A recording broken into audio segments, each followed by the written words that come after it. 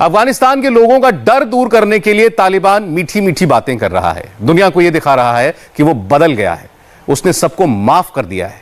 तालिबान ने सरकारी महिला कर्मचारियों को भी वापस काम पर आने को कहा है। लेकिन सच यह है कि असल तालिबान आज भी वही है जो 20 साल पहले था। आज तालिबान के मौलवी पहले से भी ज्यादा खतरनाक हैं। मोहतरम मुजाहिदीनों, मेरे मोहतरम मेरे मुजाहिदीनों, मैं आपको एक हिदायत का पैगाम देना चाहता हूँ।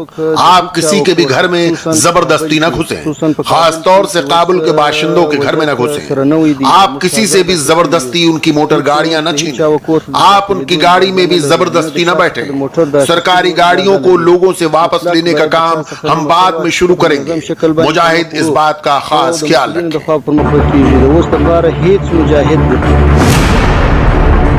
ये आवाज है तालिबान के नायब मोमिन यानी डिप्टी चीफ मुल्ला याकूब की। वो काबुल में हथियारों के साथ घूम रहे अपने लड़ाकों को आगाह कर रहा है और वो लोगों से जबरदस्ती ना करें, लोगों से गाड़ियां ना छीनें। मुल्ला याकूब सिर्फ तालिबान का डिप्टी चीफ नहीं, वो 1996 से 2001 में अफगानिस्तान में तालिबान की हुकूमत के सदर मुल्ला उमर का बेटा भी है। अगर पिछले 20 साल में तालिबान में कोई बदलाव दिख रहा है तो वो यही है। तालिबान के लड़ाके तो नहीं बदले, उनके लीडर्स के बोल जरूर बदल गए हैं, कम से कम दुनिया को दिखाने के लिए ही सही। इसलिए वो पिछले 2 दिनों से काबुल में मची भगदड़ के बीच दुनिया को यही भरोसा दे रहे हैं कि वो किसी को नुकसान नहीं पहुंचाएंगे। The security of the Kabul city. हमारा जोर अभी काबुल शहर की सुरक्षा पर है। हम चाहते हैं कि लोगों की संपत्ति और उनके सम्मान को कोई नुकसान न हो, लोग मारे न जाएं। हमारे लिए ये जरूरी है कि हम लोगों की हिफाजत के लिए हर मुमकिन कदम उठाएं। अभी हम इसी बात पर ध्यान दे रहे हैं। So that's what you are doing right now. जो तालिबान कभी औरतों के सिर से पांव तक ढक कर रखने, उनके पढ़ाई और नौकरी न करने की बात कर रहा था, उसी तालिबान के लीडर आज अफगान टीवी चैनलों पर महिला एंकर्स को इंटरव्यू दे रहे हैं। तालिबान ने पूरे देश में आम माफी का ऐलान कर दिया है। उन्होंने कहा है कि जिस तरह इस्लाम के पैगंबर मोहम्मद ने मक्का फतेह करने के बाद सबको आम माफी दे दी थी, उसी तर्ज पर वो भी सबको माफ कर रहे हैं। तालिबान ने महिलाओं से भी अपील की है कि वो घबराएं नहीं और काम पर लौट आए, निजाम चलाने में उनकी मदद करें। ये बदले हुए बोल, ये इमेज मेकओवर, क्या वाकई 20 बरस में तालिबान बदल गया है? क्या अब वो गोलीबारी, हिंसा, कट्टरपंथ और दुश्मनों को सिर्फ मार डालने जैसे रास्तों पर नहीं चलेगा? तालिबान की पब्लिक बयानबाजी से ठीक उलट जमीनी हालात बिल्कुल अलग है। काबुल में मौजूद पत्रकार क्या बताते हैं वो सुनिए। जिनसे भी मेरी तालिबान से बात हुई है, उन्होंने ये कहा कि जी जैसे फतेह मक्का के मौके पर आम माफी दे दी गई थी, ऐसे ही हम आम माफी दे रहे हैं। लेकिन इतलात ऐसी भी आ रही हैं कि जो अफगान ऑफिशियल्स, जो ब्यूरोक्रेट्स, जो एमपीज थे जो यहाँ पे हैं, वो उनका सुराग लगा रहे हैं कि कहाँ गए वो सारे के सारे। तो ये दोनों तरह से मतलब चल रहा है। लेकिन वहाँ जहाँ पे पब्लिक डीलिंग की बात आती है, वहाँ पे तालिबान बिल्कुल ठीक है, मतलब वहाँ ट्रैफिक भी कंट्रोल कर रहे हैं और दूसरी सिक्योरिटी के मामलात भी देख रहे हैं। इवन जहाँ पे प्राइवेट सिक्योरिटी गार्ड होते थे, जैसे हमारे यहाँ पाकिस्तान में भी नीली वर्दी वाले जो गार्ड नजर आते हैं, इस तरह के गार्ड यहाँ पे भी होते थे। उनको उन्होंने ये कहा कि आप जो सिक्योरिटी है वो हमारी जिम्मेदारी है, आप जाएं अपना काम करें। और उनसे असला ले लिया गया और उनको उनके काम से तकरीबन फारिग कर दिया गया। तो जो लोग ये समझ रहे हैं कि ये बदले हुए तालिबान हैं, खून खराबा नहीं चाहते, महिलाओं को आजादी देंगे, वो अपने जहन से ये मुगालता निकाल दें। तालिबान की लीडरशिप भले बदल गई हो, पर सोच वही है, 20 साल पहले वाली।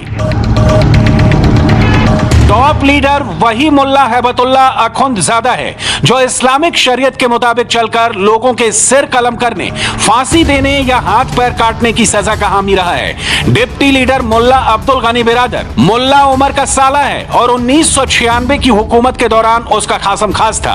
दूसरा डिप्टी मुल्ला याकूब है जो मुल्ला उमर का बेटा है। आज अगर काबुल में भगदड़ है तो उसकी वजह यही है कि लोगों को लगता है कि ये वही 20 साल पहले के तालिबान है। इसी वजह से उन्होंने बिना किसी खास खून खराबे के अफगानिस्तान की सत्ता पर कब्जा कर लिया। पर दुनिया का यह मुगालता दूर हो जाना चाहिए। ग्राउंड पर मौजूद इस जर्नलिस्ट को सुनिए। सबसे पहले तो वायलेंस ना होने वाली बहुत से लोगों को पाकिस्तान में स्पेशली गलतफहमी होती है कि जी तालिबान ने बड़े स्विफ्टली अफगानिस्तान को टेक ओवर कर लिया। तो इसमें यह है कि अफगान हुकूमत ने ये रिट्रीट की जो पॉलिसी बनाई थी ये सिर्फ उसकी वजह से मुमकिन हुआ। अगर वो भी लड़ाई के लिए डट जाते तो यकीनन गली गली मोहल्ले मोहल्ले जंग होनी थी और इन्होंने आमने सामने आके एक दूसरे से लड़ना था, जो कि इनकी एक अच्छी पॉलिसी थी कि हमें रिट्रीट अगर करना है तो हम ऐसे करेंगे, और बिल्कुल वैसे ही हुआ जैसे इनका प्लान सुनने में आ रहा था। तो जिससे ये खूनरेजी और वायलेंस बहुत कम हुआ। अच्छा, अब ये आ गए हैं तो लोग क्या सोच रहे हैं? लोगों के जहन में यही बात है कि ये वही तालिबान है जो पिछले 20 साल पहले था। इसकी सबसे बड़ी मिसाल यही आप ले लें कि आज एयरपोर्ट के जो मनाज़र आपने देखे हैं कि टीवी स्क्रीन्स पे, सोशल मीडिया पे, तो वो यही था कि सब लोग यहाँ से खौफ और डर के मारे अपना घर बार सब कुछ छोड़ छाड़ के बस किसी भी तरीके से निकलना चाह रहे हैं। साफ है, अगर काबुल पर कब्जे की लड़ाई नहीं हुई तो इसमें अफगान सरकार की रणनीति भी थी। इसका इशारा अफगानिस्तान के सेंट्रल बैंक के डायरेक्टर अजमल अहमदी भी देते हैं। उन्होंने अपने ट्वीट में लिखा कि रातों रात अगर तालिबान काबुल पहुंच गए, पूरे मुल्क पर काबिज हो गए, अफगान सेना ने तालिबान का मुकाबला नहीं किया तो इसका आदेश ऊपर से आ रहा था। ऐसी कई अफवाहें चल रही थी कि अफगान सेना को लड़ाई न करने का आदेश कोई ऊपर से दे रहा था। मजार शरीफ के पूर्व गवर्नर मोहम्मद अतानूर और हेरात के पूर्व गवर्नर इस्माइल खान ने भी इसकी तस्दीक की है। यकीन करना मुश्किल है, लेकिन इस बात पर शक की गुंजाइश तो बनती है कि आखिर अफगानिस्तान की राष्ट्रीय सेना ने इतनी जल्दी हथियार कैसे डाल दिए। कुछ तो राज है जिस पर से पर्दा उठना चाहिए। अमेरिका के अफगानिस्तान छोड़ने के ऐलान के साथ ही तालिबान ने मुल्क पर कब्जे की आखिरी लड़ाई शुरू कर दी थी। अमेरिकी राष्ट्रपति जो बाइडेन ने 14 अप्रैल 2021 को कहा था कि अमेरिकी सेनाएं 1 मई से अफगानिस्तान से लौटना शुरू करेंगी और 11 सितंबर तक ये काम पूरा हो जाएगा। बाइडेन की इस घोषणा के 20 दिन के अंदर तालिबान ने काबुल कूच का ऐलान कर दिया। 4 मई को तालिबान के लड़ाकों ने हेलमंद सूबे पर कब्जे के लिए हमला किया। इसके साथ ही उन्होंने 6 और सूबों पर अटैक किया। 11 मई को तालिबान ने काबुल के करीब नर्क जिले को जीत लिया। 7 जून को मुल्क के 34 में से 26 सूबों में जंग छिड़ी हुई थी। 21 जून तक तालिबान ने मुल्क के 400 से ज्यादा में से आधे जिलों पर कब्जा कर लिया था। 22 जून को तालिबान ने उत्तरी अफगानिस्तान के उन सूबों पर हमला किया जो पिछली हुकूमत में उसके नियंत्रण में नहीं थे, लेकिन अफगान सेना पीछे नहीं हटी थी। तालिबान के कंट्रोल में आने वाला देश का पहला सूबा था ज़रांज। इसके बाद तो मानो पूरे अफगानिस्तान में तालिबान का तूफान आ गया। 13 अगस्त को एक दिन में तालिबान ने 4 सूबों पर कब्जा कर लिया। 14 अगस्त को तालिबान ने देश के चौथे सबसे बड़े शहर मजार शरीफ पर जीत हासिल कर ली। बल्ख सूबे की राजधानी मजार हमेशा से तालिबान विरोधियों का गढ़ रही थी। 15 अगस्त को तालिबान के लड़ाके बिना लड़ाई के जलालाबाद पर काबिज हो गए और उन्होंने काबुल को चारों तरफ से घेर लिया। 15 अगस्त को ही अशरफ गनी देश छोड़कर भाग निकले और काबुल पर तालिबान ने कब्जा कर लिया। ये टाइमलाइन देखकर ऐसा लगता है कि तालिबान ने बिना खून खराबे के काबुल पर कब्जा कर लिया। लोगों ने सवाल किए कि आखिर 3 लाख से ज्यादा अफगान सैनिकों ने बिना लड़े क्यों हथियार डाले। अमेरिकी राष्ट्रपति जो बाइडेन ने कहा कि अफगान सैनिकों पर अरबों रुपए खर्च किए और वो नहीं लड़े तो उनका दोष नहीं, लेकिन दुनिया भर के एक्सपर्ट ये मानते हैं कि अफगान सेना लीडरलेस थी, उसके पास मोटिवेशन नहीं था और यही बात तालिबान की जीत की बड़ी वजह थी। ये 3.5 लाख के करीब फौज जो है अफगान वो क्यों नहीं कर सकी। देखिए, हम मेरे ख्याल में एक चीज भूल जाते हैं कि ये 180,000 फौजी थे, ये 330 नहीं है, बाकी जो है वो पुलिस वाले हैं। दूसरी बात ये है कि ये 180,000 में भी वो लोग हैं। आप ये देखें कि अगर आप एक दायरा बनाएं तो आप ये देखेंगे कि 4-5 मेजर सेंटर्स हैं और ये लोग जो थे वो बिखरे हुए थे। तालिबान की जीत से सबसे ज्यादा खुश है पाकिस्तान और चीन। वहां पर काबुल में मची भगदड़ और खाली होते अमेरिकी दूतावास की तस्वीरों के बीच तालिबान की जीत की तुलना वियतनाम, सोमालिया और क्यूबा में अमेरिका की हार से की जाने लगी। कहा यह गया कि यह बदला हुआ तालिबान है, ये वो तालिबान नहीं है जो खून खराबा चाहता है, और इसको अफगानिस्तान के आवाम का भी समर्थन हासिल है। लेकिन तालिबान के आतंक के सबसे बड़े स्पॉन्सर पाकिस्तान के ही कई लोग मानते हैं कि तालिबान तो अब पहले से खतरनाक हो गया है। पहले वो खुलकर हिंसा की बात करता था, अब तो उसने दुनिया को धोखे में रखकर अफगानिस्तान की सत्ता हथिया ली है। तालिबान है, ना वो मॉडरेट है ना वो एग्रेसिव है। तालिबान है। लेकिन जो आज के तालिबान है ये पिछले वाले तालिबान से कुछ ज्यादा मुझे खतरनाक इसलिए लगते हैं कि जो पहले वाले तालिबान थे, 20 साल पहले वाले तालिबान, वो सिर्फ लड़ने मरने पर आमादा रहते थे, जान लेना है जान देना है। लेकिन ये जो आज के तालिबान है, इन्होंने देखिए कितने शार्पली, कितना क्लेवरली इन्होंने पूरी दुनिया को, इंटरनेशनल पावर्स को डिसीव किया है। जो पिछले साल दोहा में एग्रीमेंट हुआ था उस पर इन्होंने साइन किए थे, उसमें इन्होंने ये वादा किया था कि ये पॉलिटिकल सेटलमेंट के जरिए अफगानिस्तान का मसला हल करेंगे, लेकिन वो भागकर सबको धोखा देके वो काबुल में घुस गए हैं और उन्होंने कब्जा कर लिया। तो ये ज्यादा खतरनाक है। पाकिस्तान के सीनियर जर्नलिस्ट हामिद मीर बिल्कुल सही कहते हैं, तालिबान एक तरफ तो अमन की बात करता है, वहीं दूसरी तरफ उसकी करतूतें बिल्कुल उलट हैं। दोहा में फरवरी 2020 में अमेरिका के साथ समझौते में तालिबान ने वादा किया था कि वो खून खराबा नहीं करेगा। लेकिन अगर पिछले 1.5 साल में तालिबान की करतूतों पर नजर डालें तो आज अमन की बात करना तालिबान का सबसे बड़ा छलावा है। संयुक्त राष्ट्र की 26 जुलाई 2021 की रिपोर्ट के मुताबिक मई में विदेशी सैनिकों के लौटने के बाद तालिबान के हमले बढ़ गए। अफगानिस्तान में पहले 2021 के 6 महीनों में 5183 लोग या तो मारे गए या जख्मी हो गए। 2021 के पहले 6 महीनों में 1659 लोगों की मौत हुई और 3254 लोग घायल हो गए। 2020 की तुलना में अफगानिस्तान में हिंसा करीब 50% बढ़ गई है। इस हिंसा की जिम्मेदार विदेशी सेनाएं नहीं, तालिबान ही है। इस दौरान मारे गए जख्मी हुए लोगों में से आधे से ज्यादा महिलाएं और बच्चे हैं। पिछले कुछ महीनों के दौरान पढ़ने वाली लड़कियों, कामकाजी महिलाओं और पेशेवर महिलाओं पर तालिबान ने कई हमले किए। सांसदों, एंकर और महिला टीचर्स की हत्या की गई। ये आंकड़े और तालिबान की हरकतें बताती हैं कि उसके मौलवियों ने नकाब पहना है। नीयत नहीं बदली है। तालिबान आज बातें तो बहुत बड़ी बड़ी कर रहा है, पर क्या उन पर अमल करेगा? जो आईएसएस है उसका जो लीडर था वहां पे, अबू उमर खुरासानी, उसको उन्होंने जेल के अंदर मार दिया, उसको कोई ट्रायल नहीं हुआ। तो उसका ट्रायल होना चाहिए था। इसका मतलब यह है कि आहिस्ता आहिस्ता जैसे जैसे दिन गुजरेंगे तो वहां पर इसका रिटेलिएशन हो सकता है और हम सिविल वॉर की तरफ जा सकते हैं, ये आपस में भी लड़ सकते हैं। तो फिलहाल जो आईएसएस है वो बैकफुट पे है, वो उनके लोगों के पीछे लगे हुए हैं तालिबान, वो उनको मारेंगे और उसका फिर जो है वो रिटेलिएशन भी हो सकता है। अफगानिस्तान में तालिबान राज की वापसी से सबसे बड़ा खतरा है मुल्क के आतंक के गढ़ बन जाने का। पिछली बार जब तालिबान की हुकूमत आई थी तो दुनिया भर के जिहादी अफगानिस्तान में जमा हो गए थे। इनमें पाकिस्तान के जिहादी संगठन भी थे और अल कायदा जैसे संगठन भी।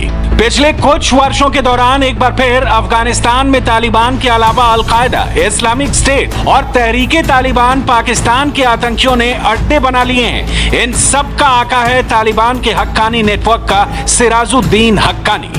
अफगानिस्तान में तालिबान के मिलिट्री कैंपेन की अगुवाई करने वाला सिराजुद्दीन हक्कानी दुनिया के मोस्ट वांटेड आतंकियों में से एक है। अमेरिकी एजेंसी CIA ने उस पर करोड़ों डॉलर का इनाम घोषित कर रखा है। उसकी आज तक एक भी साफ तस्वीर दुनिया के पास नहीं है। पाकिस्तान के उत्तरी वजीरिस्तान में बैठे सिराजुद्दीन हक्कानी ने अफगानिस्तान में बैठे सभी जिहादी संगठनों से रिश्ते बना रखे हैं। Al Qaeda, Islamic State, ISIS Khorasan, Jaish-e Mohammed, Lashkar-e-Taiba, Tehreek-e Taliban Pakistan जैसे इन संगठनों की जिहादी तालिबान की ओर से लड़ते रहे हैं। अब सवाल यह है कि क्या सत्ता पर काबिज होने के बाद तालिबान इन आतंकियों की जिहाद पर लगाम लगाएगा? इसके शुरुआती संकेत तो शुभ नहीं है। काबुल की पुल चरखी जेल में हजारों की तादाद में बहुत से लोग कैद थे। उसमें कुछ ऐसे लोग भी थे जिनका ताल्लुक तहरीके तालिबान पाकिस्तान से था, जो पाकिस्तान में वांटेड थे, और उसमें ऐसे भी लोग थे जिनका ताल्लुक दाइश के साथ, यानी कि ISIS अफगानिस्तान पाकिस्तान के साथ था। और ये दोनों एक दूसरे के मुखालिफ हैं, ये एक दूसरे से लड़ते रहे हैं। कल जब तालिबान ने उस जेल को तोड़ा तो उन्होंने जो टीटीपी के लोग थे, जो तहरीक तालिबान पाकिस्तान के लीडर थे, जैसा कि मौलवी फकीर मोहम्मद हैं, जो कि अलकायदा के एलाई हैं, जिन्होंने पब्लिकली एक्नॉलेज किया कि मैं अलकायदा के साथ हूं, तो अफगान तालिबान ने उनको रिलीज कर दिया, उनको छोड़ दिया। और जो आईएसएस के लोग थे, जिसमें एक अबू उमर खुरासानी है, जिनके साथियों ने पिछले साल काबुल के गुरुद्वारे पे अटैक किया था और बहुत से जो सिख हैं उनकी जानें ली थी, उनको तालिबान ने मार दिया, जेल के अंदर ही मार दिया। तो इससे ये लगता है कि अगर, और उसको फिर कुन्नड़ में आज उसकी तदफीन भी होगी, उसका बरियल भी कुन्नड़ में हो गया है, अफगानिस्तान के सूबे कुन्नड़ में। इससे आप ये अंदाजा लगा, मैंने आपको मिसाल देकर ये साबित किया है कि अलकायदा और पाकिस्तानी तालिबान, उसको अफगान तालिबान अपना इलाई समझते हैं, उनको जेल से उन्होंने निकाला है सेफली।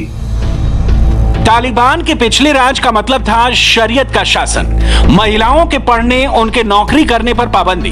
पिछले 20 साल में अफगानिस्तान बहुत बदल गया है। 20 साल में तालिबान ने धोखा देने वाला नकाब पहना है तो अफगानिस्तान में संविधान का राज हुआ है। महिलाओं को पढ़ने लिखने, नौकरी करने और संसद में बैठने की आजादी मिली है। तालिबान के आने से वो सब छीनने का डर ही भगदड़ की सबसे बड़ी वजह है।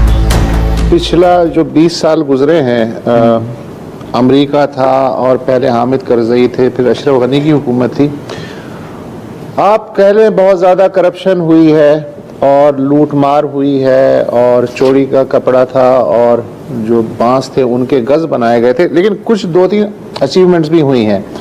मसलन लड़कियों की तालीम 33% कहा जाता है कि बच्चियां प्राइमरी की, कम से कम प्राइमरी तक उन्होंने तालीम पिछले 20 साल में हासिल कर ली है। इसके अलावा मीडिया में, बैंकारी में, एजुकेशन में और हेल्थ सेक्टर में औरतों की तादाद अच्छी खासी बढ़ी है। पार्लियामेंट में औरतों की अच्छी खासी तादाद थी, जो इसका अब कोई वजूद नहीं है। काबुल पर काबिज होने के बाद तालिबान ने अफगानिस्तान के संविधान को उठाकर फेंक दिया और मुल्क को इस्लामिक अमीरात घोषित कर दिया। उन्हें देश का डेमोक्रेटिक संविधान मंजूर नहीं।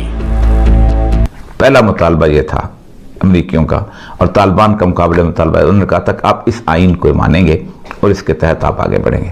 तो तालिबान ने कहा अगर हमने इसी आइन को मानना था तो फिर हमने जद्दोजहद किस लिए की थी?